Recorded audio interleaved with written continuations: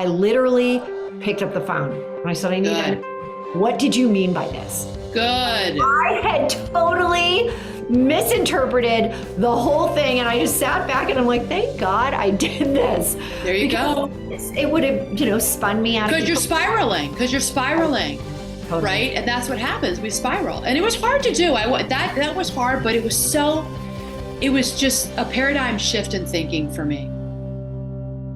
Welcome back to the Relaunch podcast.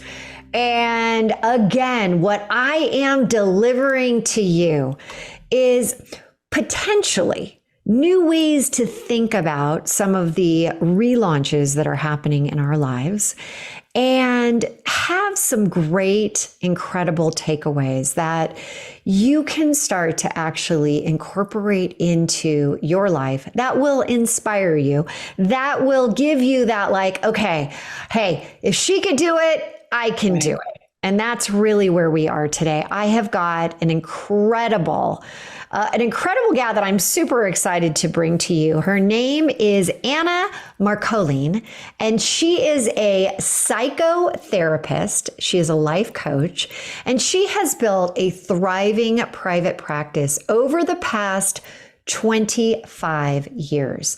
But in addition to working with clients one-on-one, she's also spoken to companies across the country, from those billion-dollar giants like Amazon to small businesses making a big impact. And that's really what I love, because she has the both worlds that she can bring perspectives in. And I know that there's a lot of our listeners that are in both. And Anna has helped hundreds of people heal, probably more like thousands, to be perfectly honest, from trauma, break through limiting thoughts, and confidently is the key, go after the life that they want through her evidence-based, holistic approach. This is what really ignites me too. She engages clients and audiences quickly with her unique ability to connect with authenticity, empathy, and she's got a great sense of humor. She is not your average therapist, which you will find today. She's more like a personal trainer for your mind. And you know what? We all need that. She's raised 5 kids, and you know what? Loves those dogs. She's seen it all at this point. And today she is going to give us so many great takeaways. Anna, thank you for being on the show. And I am pinching myself because I have talked to you, I have admired you, and I know that you are going to be the trainer we all need today in this segment. So thanks again for being on the Relaunch show.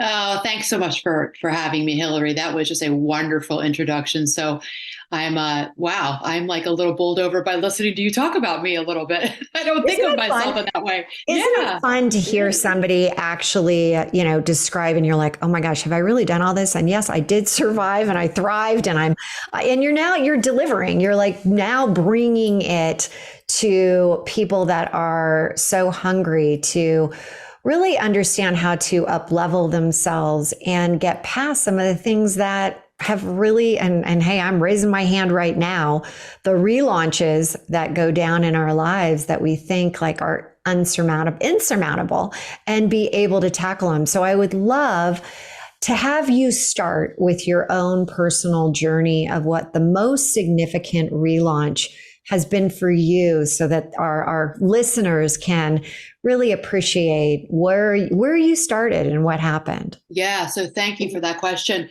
So my relaunch was a personal one. It was one that started in 2004. So yeah, it's going to be 20 years coming up. How fast it goes, right? I know, right? It's a little scary. I'm dating myself by saying that, because I was in my early 30s, married with 3 small children. I was married to the man that I went to college with, my boyfriend all through college. Since I was 18 years old, we'd been together, and continued to date him when I moved to Chicago. He was at a job that only could take place in Chicago in the trading business, and I was in graduate school here. Got married at 24 and had my first child at 25. Mm. When I was 31, I woke up. It was almost like my therapist at the time said, "You're a little young for this, but you're going through a midlife crisis." It's true. I woke up What did it look like for you? a clinical depression, Ah, a clinical depression, barely able to get myself out of bed.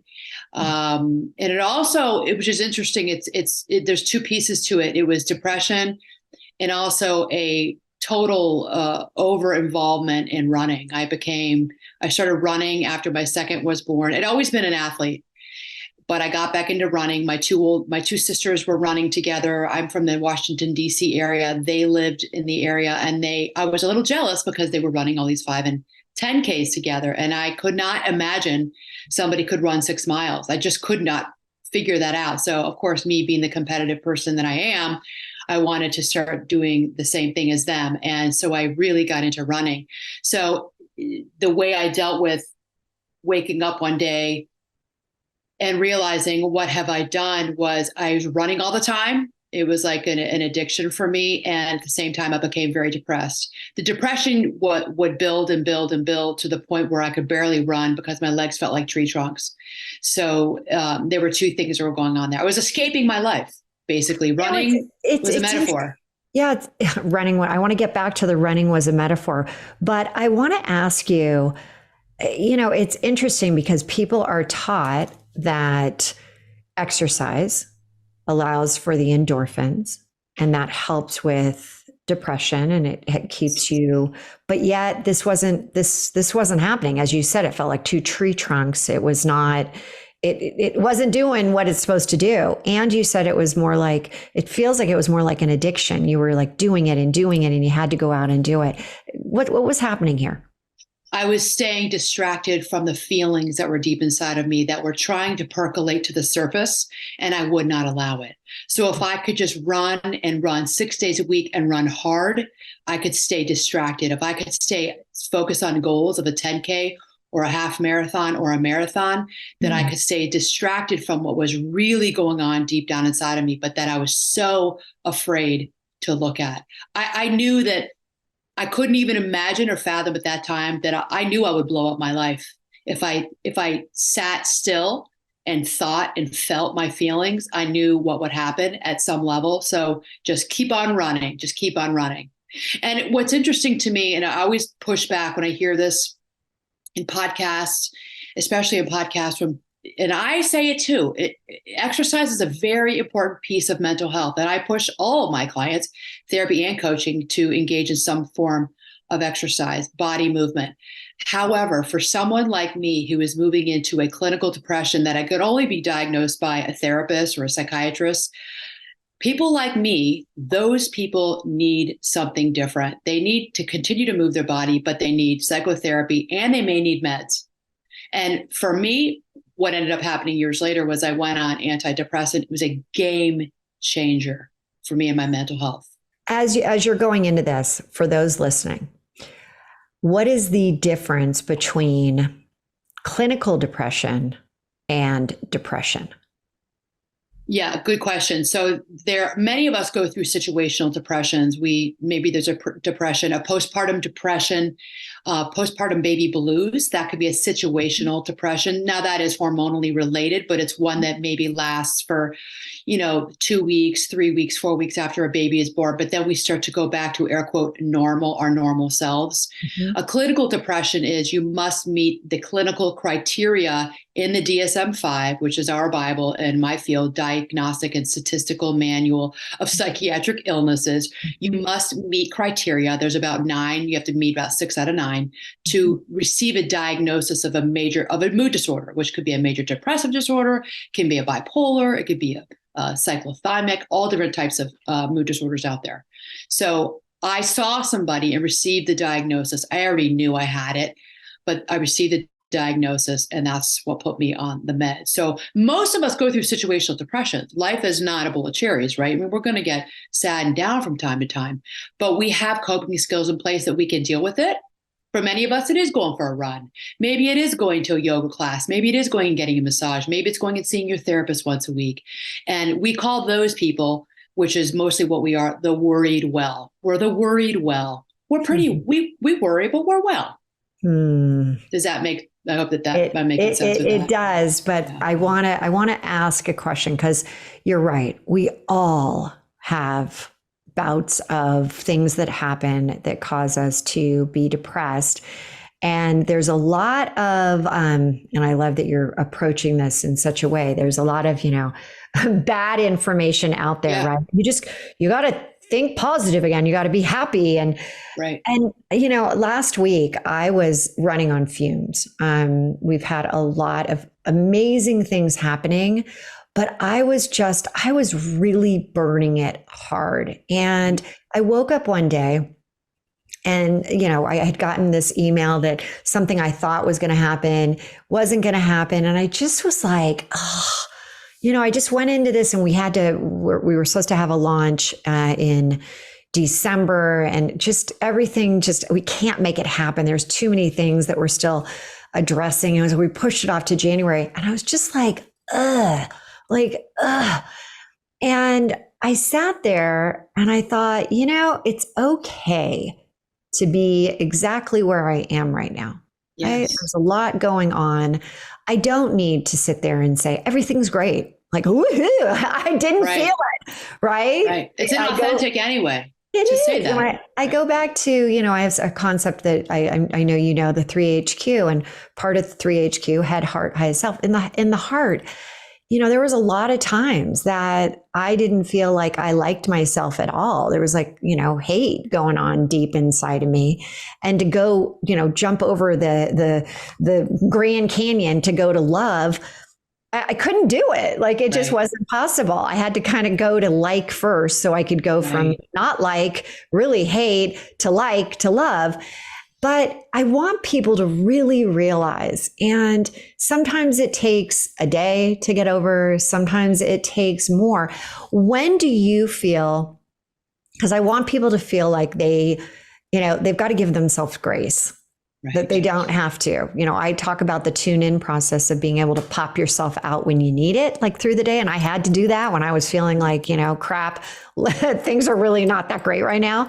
I could do it. I could do a tune-in, boom, pop myself up for one meeting. And then I was like, okay, but I'm still not there. I brought myself for that quick moment. But when do you know that it's more serious than this is just a phase? I think when you get off your routines and you find that you're struggling, you're not motivated, and you're struggling to get back into what it is that normally brings you joy. So we do look at, we call it's anhedonia. It's a loss of joy in life. So that's something that we really get very concerned about when we start to think that maybe that's a clinical depression. Now, there's a time period. It must go on for a certain period of time. It's not just a week. It's not even 2 weeks. It's longer than that. There's a pattern that you can't seem to pull yourself up out of. That's when we start to get concerned that there's something a little bit more serious going on. And is that when you knew, with your legs feeling like they were trunks, and you said that running became a metaphor? What happened? It's interesting. I was a therapist at that time. I had not been coaching, but I had just started. So I was in my early 30s. I just started my private practice. And I, at some level, was the worst client or patient, because I ignored all of what I knew was going on deep inside of me, because I just couldn't bear it. I had been in therapy with someone who it was not a fit. It's interesting because I'm a therapist, and I had terrible therapy experiences myself, which is, I'm like, anybody who tells me they've had bad therapy experiences, I'm like, I'm right there with you, girl. Cause I was there too. And I'm a therapist. I got to tell you, I have too. During my divorce, I went to, and I did some things, and oh my gosh, I ran into some really bad ones. I'm like, I'm like, and if I'm a therapist and this can happen to me, and I'm your colleague, then my poor other people out there who come to me, like, so we could have another discussion about that. But, but I think that, so for me at the time, I just went into this deep, deep denial. And I also denied my depression. I saw what was happening But I thought to myself, well, I'm still running. I'm still running 5 days a week. It's okay. It's not that bad. It's not that bad. It just was, I didn't want to see what was happening. And so, it wasn't until, this is probably a year later, that I finally was really struggling with getting out of bed. And the only reason why I got out of bed was because I had 3 people that I had to get off to school and I had to feed them. If I didn't have those kids. Were you a single mom at that point? Had you gotten divorced? No, I was not. No, I was depressed and very unhappily married, and everybody around me knew it. My parents, my in-laws, my husband at the time, everybody knew something's up with her. There's something wrong. There's something wrong with her. But it's interesting because I would hear people would say to me, "Physician, heal thyself. Heal yourself. What do you got to do here? Go take care of yourself." So I was trying, but I was trying to not use meds, which that's what's changed a lot within me from 20 years ago, was that even though I was a therapist, I was not really a big proponent of psychotropic drugs. Even though I knew it worked for other people, because I had worked inpatient psych, I'd worked in a partial hospitalization for eating disorders. That was my specialty at the time, eating disorders. I thought, well, I'm different. I don't need meds like they do. Okay, I'll be the first to admit I thought I was a little better than. I'm stronger than that. I don't need meds like my patients. Love my patients, but I don't need meds like they do. And that was what came out of the story of my divorce. Was I was humbled, and the shame came in, the guilt came in when I walked away from my marriage, and everybody in my family and friends walked away from me. And I mean everyone, because I grew up in a very devoutly Catholic family, and you don't get divorced. Yep. You don't get divorced unless you're being hit. My mom said, unless you're being hit or he's an alcoholic, you don't get divorced. And it just, no one cared. I mean, no one cared. So it was, take care of yourself, clean yourself up. And that's what I tried to do. But I also was not really a proponent of meds for me, which looking back now is just, I don't know, it's my younger self. Well, you now say rocking the skin you live in. Yeah. Right. So you ended up taking the medication, which literally changed everything for you. Changed everything for me. It allowed me. So it's interesting because at the time I thought God was playing a cruel joke on me, because I was now had to go back to work because I needed health insurance. I was losing my health insurance because my husband at that time carried the insurance. So I was in my practice part-time. I needed to now fill that with another part-time or full-time job. I didn't know how I was going to do it. I went back into the hospital system, into counseling, and I got a job working with cancer patients in a very large oncology clinic. And here I was in the throes of a depression. And at that time I was on meds. And if I was not on those meds, I don't know how I would have been able to have served my patients, because I was referred, they were all stage 4, terminal patients and their families. I would not have been able to have done that work, going through this horrible depression, horrible, bitter divorce, if I was not on meds. It got me through. It created a floor that I would not fall below. So it was game changing and life saving for me. And it was sertraline. It was Zoloft. I was on it for about 5 years, and I have not been on it since, but thank God for those drugs. Let me tell you. So you're saying that you're not on anything now?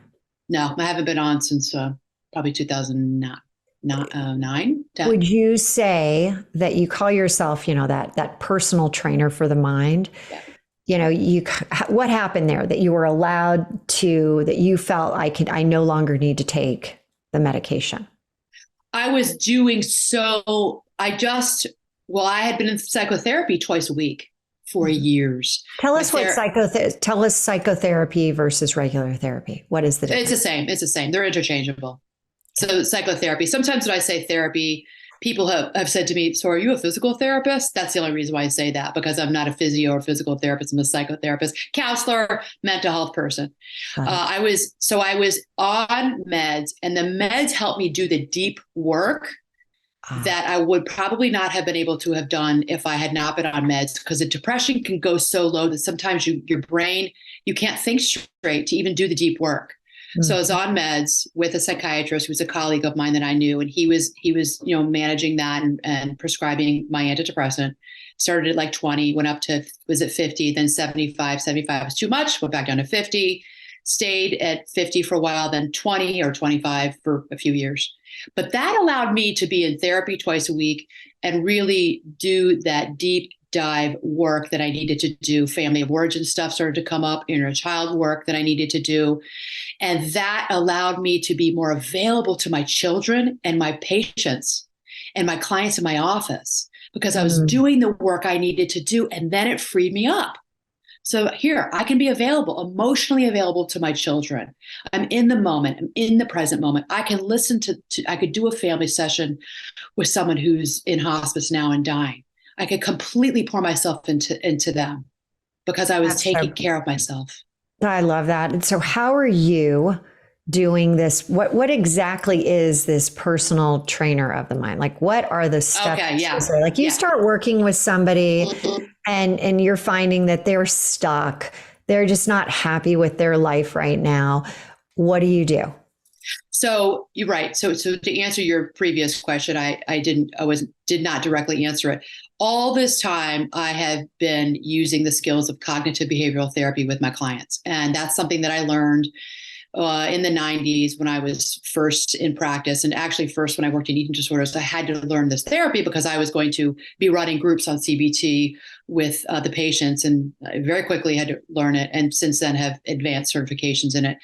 That's where I'm a personal trainer for the mind, because most people don't realize that all of us, and I mean all of us, have unhelpful thought patterns. And we call them thought distortions. So mind reading, black and white thinking, catastrophizing situations. And unless we know how to disentangle our thoughts, we stay there. We don't know how to not catastrophize because that's all we've done. So when I was going through my divorce and I was on meds and in psychotherapy, I also knew about the skills of CBT, right? Because I taught it. So I had to, once I started feeling a little bit better, I had to bring them in and employ them. Okay, but now, for those that don't know about cognitive behavioral therapy, just just give us a little bit of what that is. So what the work I do with clients is we all have thoughts. We have thoughts that don't help us. So while we hear a client, and I do this with my coaching clients too, I think everybody needs to learn this. So I'll have a client say to me, I had that presentation, that staff meeting, and I really should have said this. I really should have said that. So here we go. These are thought distortions because we're saying the shoulds. And what I say to my clients is, don't should on yourself. That's a thought distortion, right? So what we do, especially women will do this. We beat ourselves up for should this, should that. Or a client will say something to me like, oh, I had this, me and my best friend, we got into this dumb little argument. I thought it was a dumb argument, but now she's mad at me. I know she's mad at me. She's not texting me back. I think it's over. So first of all, you're mind reading. Number two, you're catastrophizing. That's so good. We do that. We claim to be mind readers. Yes, we do. Yes. We mind read that it's over and she's really mad at me. And number two, we're totally catastrophizing. So I teach my client how to reframe the thinking. And one of the takeaways for your listeners is when it comes up for you, because it will come up for you, always look for the evidence of your thoughts. So we can retrain our thinking. And that's how I'm a personal trainer for the mind, because everybody needs to know this. These are wonderful life skills. Evidence of your thoughts. Yes. So true. Is it reality or is it your perspective? Yes. Right. Right. Yeah. Every day I do this, and I never get bored of it because I love to see people light up like, oh, I do that. You're right. I do that. There's a way that's just how I've always thought. Like I was a black and white thinker. That's because of the family within which I was raised, very religious. Either that's a sin and that's not a sin. It's either do it this way or this is the way to do it. You don't do it that way. There's no gray in life. And when I learned CBT, I realized, oh, wait, there is a lot of gray. There's a lot of gray in life. It's not this or that. I was like, whoa, my mind was blowing up. Like, really? So that has changed me as a person. It's changed my whole worldview, really, that there's gray, huh? Wow. So many of us, and especially when you talk about your beliefs, right? Right. Beliefs are 100% true to you. Right. And I like that you're saying even today you're challenging yourself with where's that thought? Where did that come from? Is that really 100%, black or white, or is there the gray? Even something as simple as I was out to dinner with a friend and I was strength training. So fitness is a huge part today, continuing a huge part of my life. And so I was just strength training and I was doing all this kettlebell 6-month thing, and I hurt my hip. I was out to dinner with her eating sushi, and I'm like, and she's a physical therapist. And I was telling her that I did something. I think I need a hip replacement. Oh my God, I think I need hip replacement. I'm catastrophizing right in front of her. She goes, calm down. You don't need a hip replacement. She goes, you're fine. I mean, she was getting annoyed with me. She's like, and she goes, Anna, you're totally catastrophizing. You don't need it. She goes, calm down. She was like, go see the orthopedic surgeon. I mean, I love her, but she's very blunt with me. But I needed to hear that. I mean, she kind of talked me down. She was like, go see the orthopedic surgeon. You're probably fine because you don't need a hip replacement. She's like, do you see what you're doing? I'm like, oh yeah, I am. I'm really catastrophizing, getting worried that I'm turning into an old lady. And I was fine. All I had to do was get on the foam roller and I was fine. I actually canceled my orthopedic surgery appointment. So there you go. I still do it. I mean, but I like that you're giving us, these. Are we catastrophizing it? Are we saying black, white instead of the gray? I mean, we do this, right? And We do it. So when you're working with clients and for people, that are starting to feel like, oh my God, I am doing that, right? I do catastrophize. And I have a dear friend who is now not traveling because she's so freaked out about being on an airplane. And I kind of pushed her and like, well, where did that stem from? Like, what happened? How do we acknowledge that we are doing this?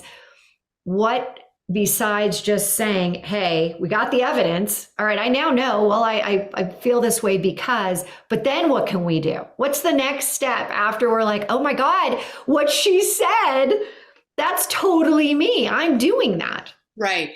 There's some different tactics that I use with clients. So let's say for a mind reading, that's a good one where you say, I know that she's mad at me. I know she thinks this about me. So look for the evidence. Well, okay. So we call them thought records. So I take a client through what we call a thought record, and we really kind of deconstruct the entire situation. Sometimes when we deconstruct a situation with somebody, and I'm on the other end as the coach or the therapist going, well, okay, so mind reading is in there. Is it true? Do you think it's true? Well, okay. Now that I do the whole situation, maybe I was mind reading a little bit, so going through a thought record really does takes the helium out of the balloon of our thinking, in this case, mind reading. That's such a great way to say it, and deconstructing it. Yeah. That's so good.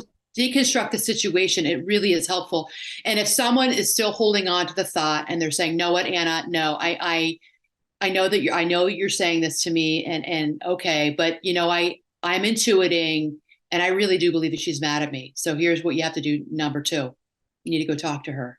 Mm-hmm. Hey, are you mad at me? I feel like when I said that to you the other day, and I was challenged in my own practice and my own learning of CBT to do this myself. So as an example, I had firmly believed that one of my coworkers was mad at me because I was kind of snarky with her. I made a sarcastic comment at lunch one day. We're sitting in the staff room eating, and she was a friend of mine outside of work as well. And she sort of I didn't think anything of it at the time, but the next day at work, I noticed she was a little cool towards me and a little aloof. And I thought, oh, I know why, because I said that to her and I shouldn't have said that. I probably crossed a boundary and she's annoyed with me. And I held on to that for the whole week. And at the same time, I was learning CBT.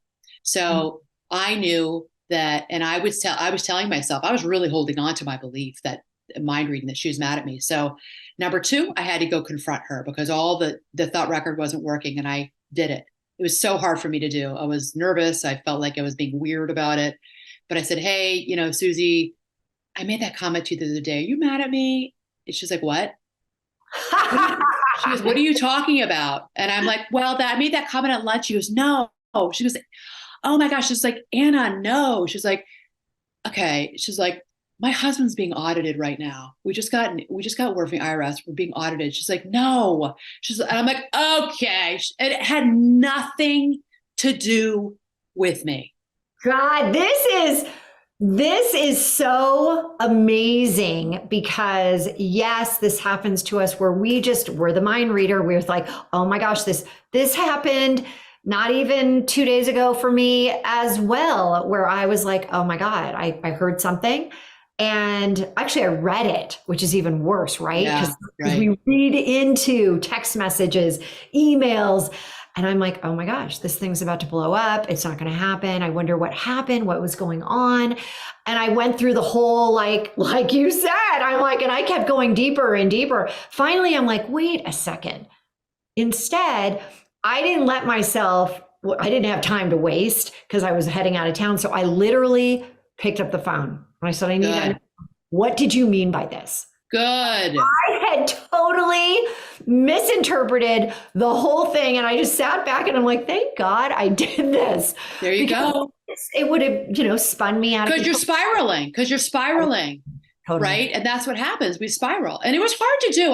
That was hard, but it was just a paradigm shift in thinking for me when I did that. It's so solid. I love you said that. But Anna, we got to wrap. Yeah. I need to know, where can we send everyone so that they can get to know more of these awesome strategies that you have and start to follow you? Where can they go? Thanks so much. So you can find me on the socials, TikTok and Instagram at Ask Anna Marcolin, all one word, lowercase. You can find me on LinkedIn, Anna Marcolin, and my podcast, the Badass Confidence Coach podcast, where we're talking about mental health, wellness, coaching tips every week. So I'd love to have you all come in there, listen, and give me feedback. I'd love to hear from all of you. So thanks for having me, Hilary. And well, we're also going to have all of this in the show notes. And I am so excited because I'm also going to be on your show coming up. So looking forward to that. But again, thank you for being here. Thank you for giving us permission to allow ourselves to feel our feelings, to understand where they're coming from, to understand these thoughts that can truly sabotage us and give us these incredible tips to actually say, wait a second, where's the evidence? Where is the evidence? So What a great show. And everyone out there, really think about this. Think about what you're doing in your own day to day. And are you allowing things to just bring you down where one call, just taking that next step to say, hey, what did it mean? What was really going on? Are you okay here? And then it's so amazing. Anna, how often do you find out percentage wise that what you thought actually wasn't the case? Like you said with this gal, no, she's like, no, actually this is. How often does that usually happen? Today, not as much as it used to happen all the time. Like it used to happen several times a week. I mean, a lot. I think that's a lot. But today it doesn't happen as much, but it does happen. I just told you about my orthopedic surgery hip thing. I mean, it happens and it comes up on you and you're like, oh my gosh. Working on it. Keep working on it. This is life work for all of us. It's life work. So yeah. All right. Well, as we wrap, I just want to say again, everyone, you get these awesome tips, but take a moment, think about how this is resonating with you in your own life and look at that one micro action step that you could take. And again, we always say, live now, love now, relaunch now into that next best version of you. And this is what we talked about today could be that first step into that direction. So thanks everyone. And we will be back again next week. If you like this video and want to get more like it, head over here.